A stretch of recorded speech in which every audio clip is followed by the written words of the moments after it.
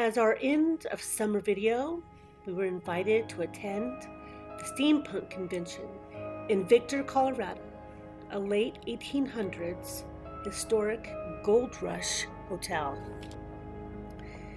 And our first paranormal sleepover. We were very excited to go to the mountains and visit a historic, authentic mining town.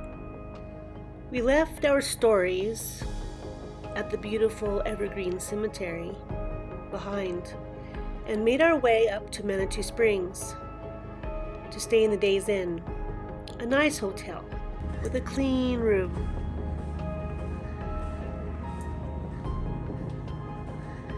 We are at the Days Inn hotel.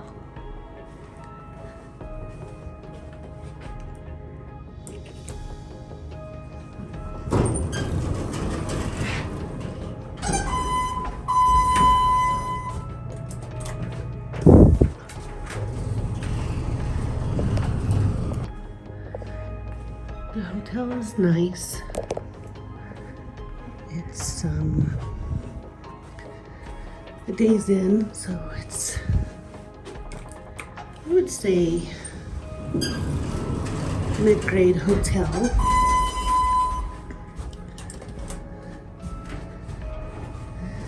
Got a little musty smell to it.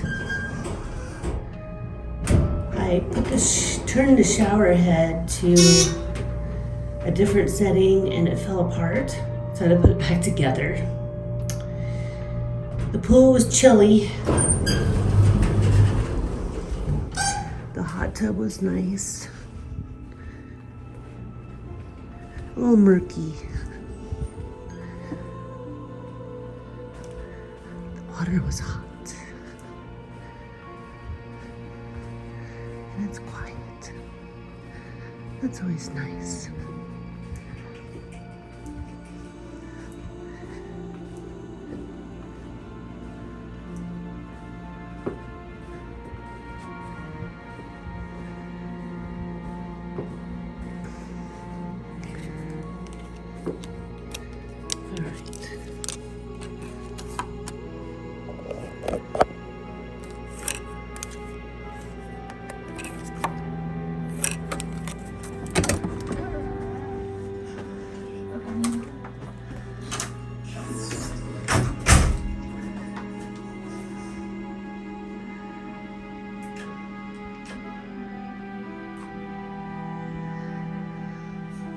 Typical hotel.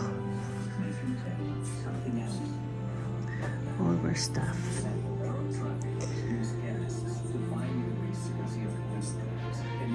They sleep on top of the beds.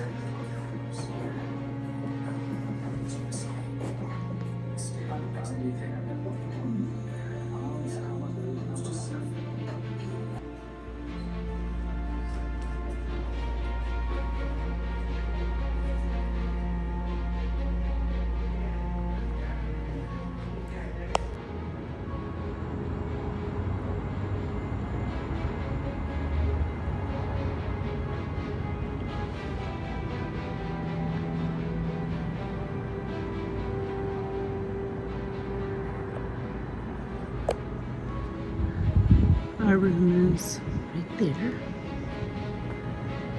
It's quiet. We're in Manitou Springs. My truck is safe. It's the biggest truck in the parking lot.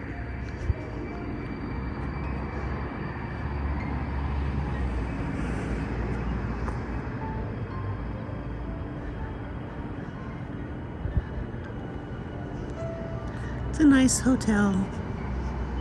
I like the light up animals. That looks very cool.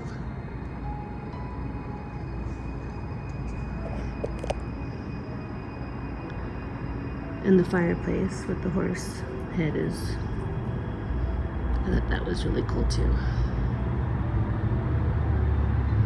We shall come back to the beautiful Manitou Springs because there are some really cool places to see here. Cave of the Winds, Cliff Dwellings, Helen Hunt Falls, Garden of the Gods, the Emma Crawford Story, Colorado Wolf and Wildlife Center, and maybe a Christmas video of Santa's Workshop. Let's go visit Santa Claus. We left Manitou and made our way to Victor, a beautiful drive with loads of stunning autumn trees along the way. There are a few mining tours along the way. We'll have to come back and see inside the mountain underground missile silo tour. As we travel, I would like to tell you the amazing history of Victor, how it became famous, and bring to you the tale of a love story between two spirits and a family who spoke to us about their tragic lives as the evidence shall unfold. The town was named after the huge mine on Battle Mountain called the Victor Mine, and also after the founder, Victor C. Adams. The first Victor Hotel was to be built by the Woods brothers, Frank and Harry. As they broke ground, they hit a rich vein of gold. They soon opened the gold coin mine to bring in $6 million worth of gold, and to tunnel 500 feet down and continue to build a 2-floor wooden structure with enclosed balconies and shaped tower, along with electricity. In 1899, a devastating fire swept through Victor, and the wooden building fell to the flames, destroying the entire town in only 5 hours. The hotel was then rebuilt to stand the test of time with brick and stone, along a larger bank block to be named by the Wood Brothers Investment Company and First National Bank, also to house storefronts on its 4-story frame instead of the former 2-story. The first floor and upper floors held more simple accommodations for businessmen and miners, to have one of the only birdcage elevators left in Colorado. On the 4th floor, it would be used as a morgue in the winter to store bodies till spring, and also to be used as a hospital, with hospitalist a Dr. Harry Thomas, father of famous actor Lowell Thomas. The story about that coming here in a few minutes. November 4th, 1903, the fortunes dwindled and the bank closed. The Wood brothers sold the building to the Citizens Bank of Victor to be considered the most modern business building in the Cripple Creek district. Businesses included the Western Union Telegraph and Colorado Telephone Company, to include a grocery store and jewelry store on the 3rd floor. The city bank closed during the Great Depression. In the 1930s, a photography studio, cafe, and bar moved in. In the 1960s, a soda fountain, gift shop, and restaurant. But in the late 1960s, the businesses would close, and for the next 2 decades, the building sat vacant and dilapidated.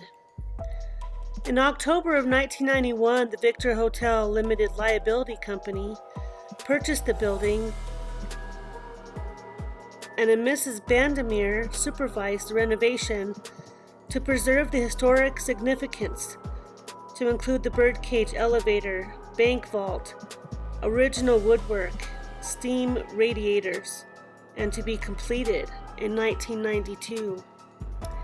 The famous actor Lowell Jackson Thomas grew up in Victor. At the age of 8, Thomas moved to Victor with his family, where he began his journalism career as editor of the Victor Daily Record at 19 years old. At the age of 10, he had dreamed of being a newspaper boy, to become a member of the Newspaper Boy Union with 35 members, hired by George Kiner, to become editor in 1911 for $95 a month, to cover prize fights, brawls, shootings, and operas. At the age of 14, he had climbed Pikes Peak. By 1916, he left for college to acquire a Master of Arts degree. to graduate Princeton and become a professor. By 1925, to be well-traveled, first time on radio, and in 1940, the first television news broadcaster, to set the first to broadcasting from a mine. The challenges he faced in early mining fueled his hunger for adventure, and in 1949, he and his son were the first Americans allowed into Tibet, the Forbidden Land. To write 3 books and to travel the world. To spend 46 years on radio. The first 3 cinema movies, such as So Long Until Tomorrow, and his series of high adventure produced by his son, Lowell Jr. In 1976, President Gerald Ford presented Thomas with the Medal of Freedom Award. At 89 years old, Thomas visited Victor August of 1981 to pass away 2 weeks later in New York, his son to follow him October 1st, 2016. A museum in his honor stands on the corner of 4th Street in Victor, where he worked as editor, and his boyhood home down the street. Another famous person to grow up in Victor was famous boxer Jack Dempsey, who made his living working the mines in Victor, Cripple Creek, and surrounding areas. He was born William Harrison Dempsey, June 24, 1895. He had attended school through the 8th grade, working at the Portland and Victor mine, the Molly Kathleen in Cripple Creek, while also doing his boxing, to be known as the Manassas Mauler, being born in nearby Manassas, Colorado, to begin his first professional fight at the Lyric Opera House in Cripple Creek on May of 1913, and to become Jack Dempsey. From fighting his way, working on the mines during the day and fighting and training at night. Learning real street fighting, fighting for food in the local saloons, being thrown in jail at the city hall, and training for fights there too. To go on, and on July 4th, 1919, winning the World Heavyweight Champion of the World, defeating Jess Willard in Toledo, Ohio, when Willard's corners stopped the fight in the 3rd round. The town of Victor and Hotel Victor has become quite famous for being haunted, as I shall tell you the tale of our paranormal sleepover, stories and tales from beyond. In the hotel's gold mining history, the hotel operated as a boarding house for miners. A miner named Eddie lived in room 301. One day he left his room and pressed the button to call the elevator. Either he fell to his death before the elevator had not arrived, or he didn't realize and stepped into the elevator shaft.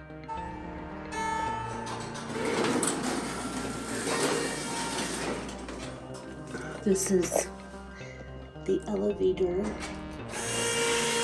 Birdcage elevator.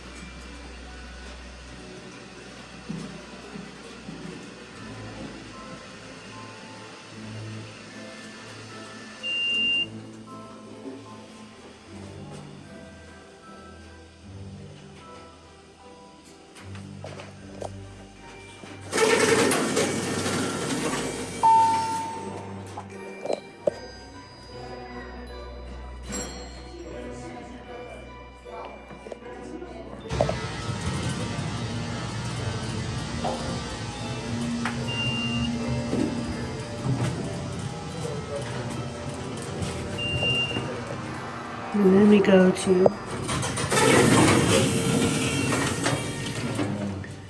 3rd floor. And there's 301. This is where Eddie, the elevator man, lived and worked in the hotel. And he either jumped or fell down the elevator shaft.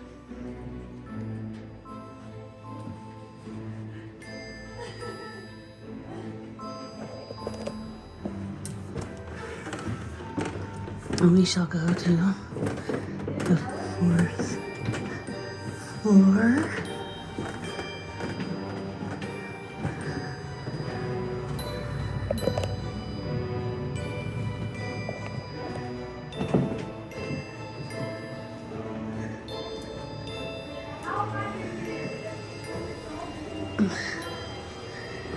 Which was the morgue for the hospital. Now, the Victor Hotel.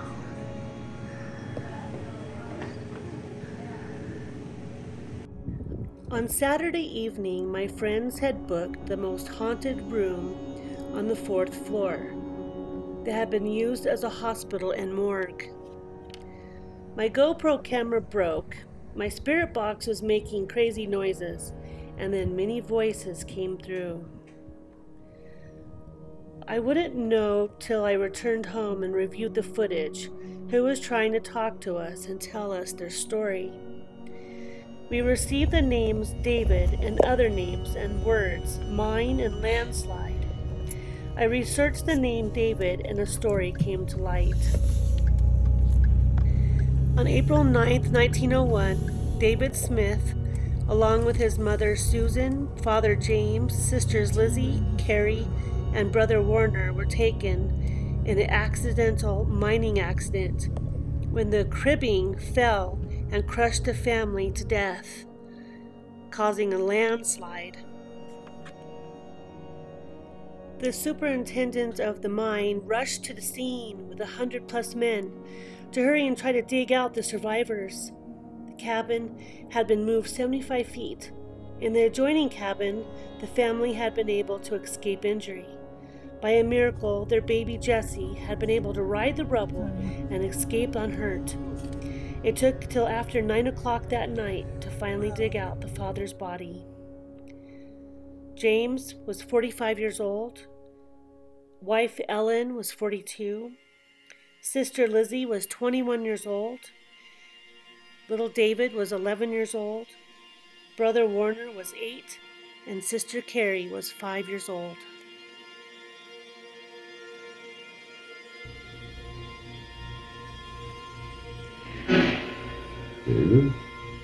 I'm here.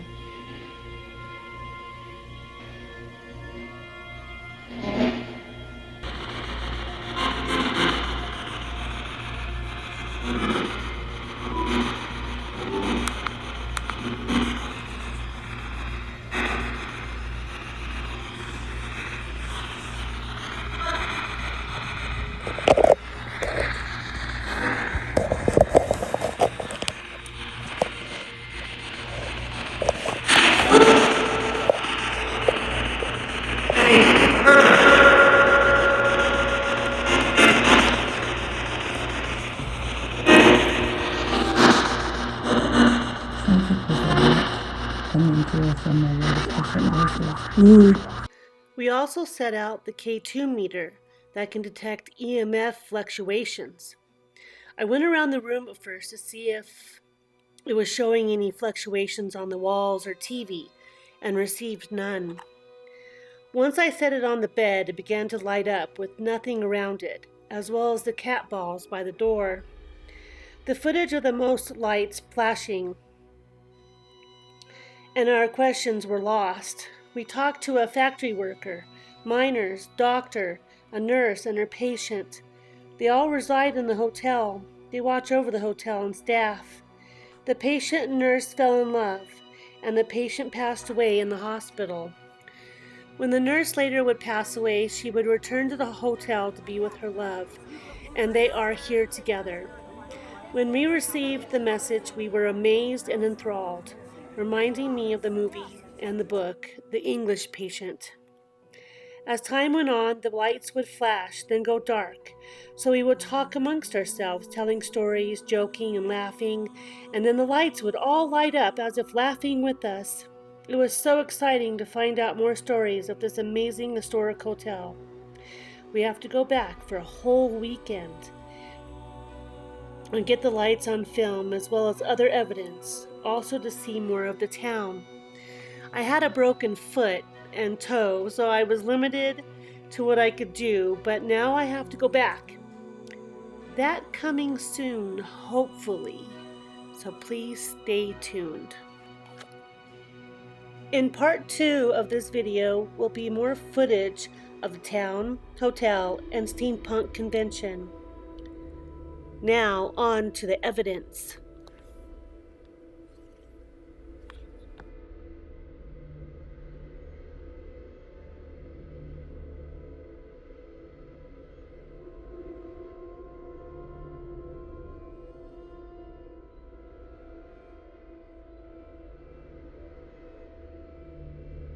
It's a radio. Yes.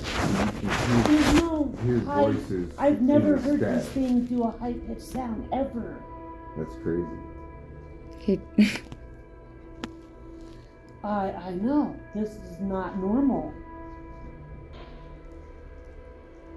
It's not a radio Now, station, is it? if you talk, It's not a radio station? you can use this device to speak to us. It won't hurt you. It's really cool.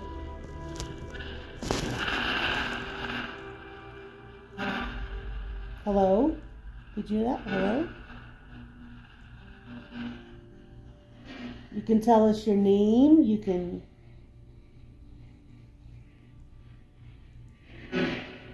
David? I'm here.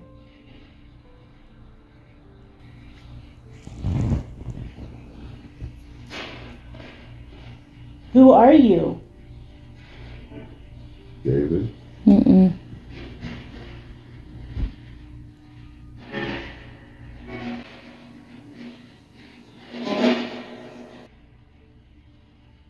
What is it?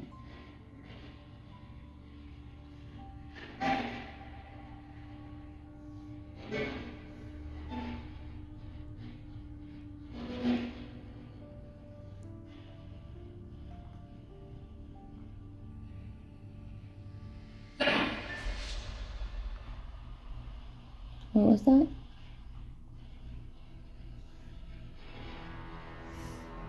If you speak very clearly, we can understand you.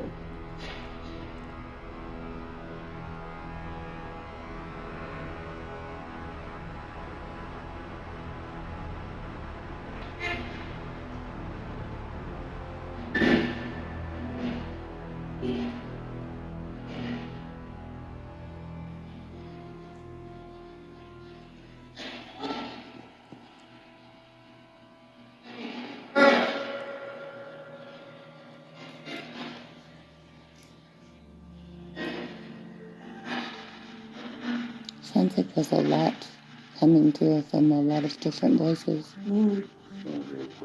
A lot coming to us from a lot of different voices. Yeah, I can't.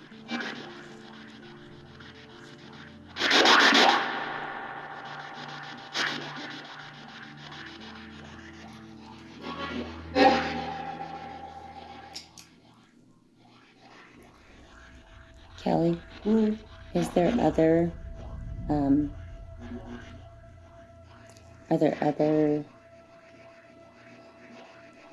ghosts that like to come through during these times too, because they know that they can be heard? All kinds of, yeah.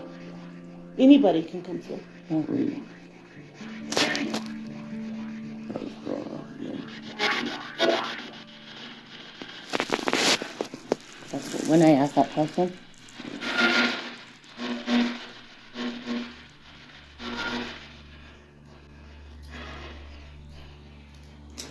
This one kind of... Oh, that's not.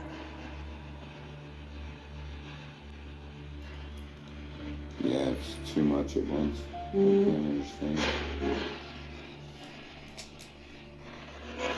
point down a little bit.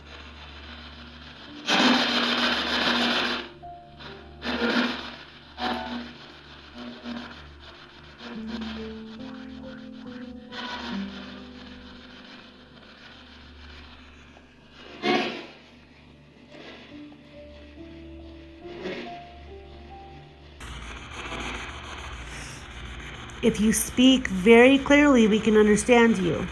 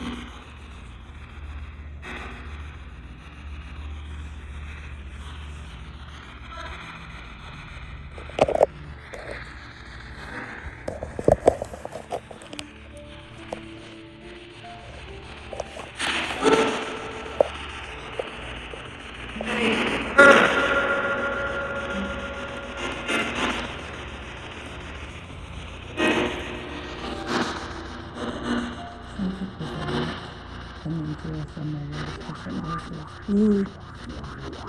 A lot coming through from my different voices.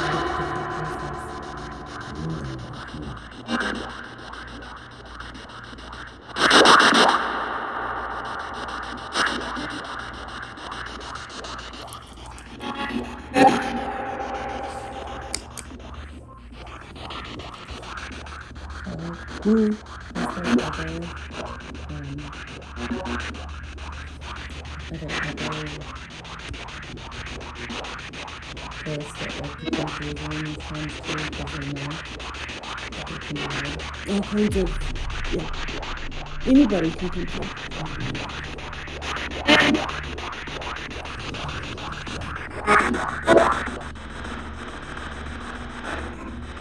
I know that's not something.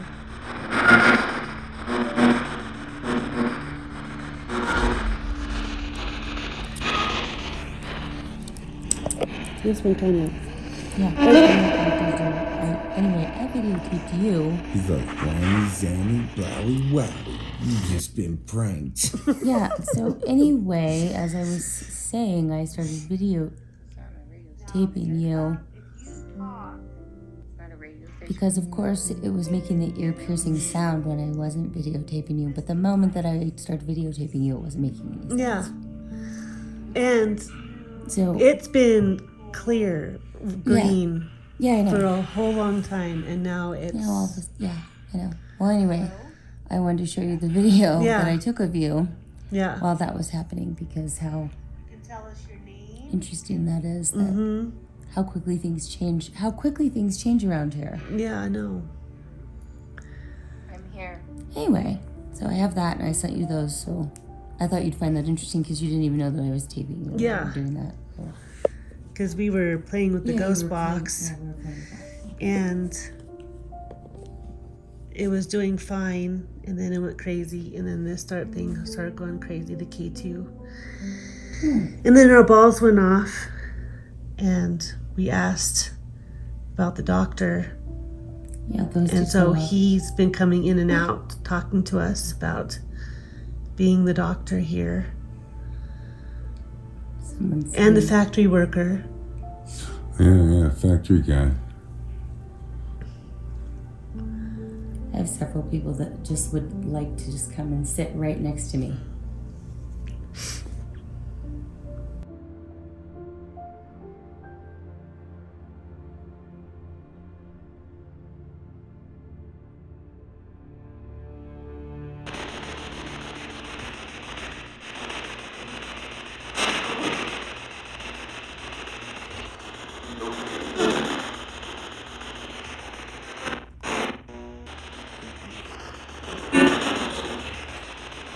What's that?